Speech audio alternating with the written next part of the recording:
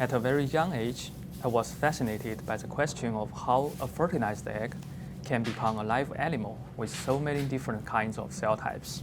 So that led me into the world of bioenergy.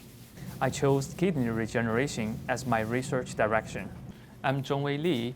I just started here in USC in September 1st, and now I have a brand new lab with nothing in it.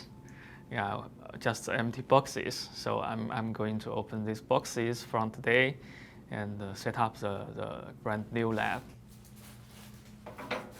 I will use stem cell technologies to make mini kidneys in a petri dish. These mini kidneys, we call them organoids, and we will use them to screen drugs, to find cure for kidney diseases in the lab, and also we will collaborate with bioengineering and to combine stem cell technology and bioengineering technology to try to rebuild the kidney in the lab, to provide alternative ways to get an artificial kidney for future transplantation.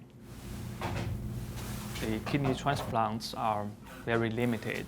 Most of the people cannot get their desired organs before they die. So there's an urgent need for us to find alternative ways to replace the transplantable kidneys.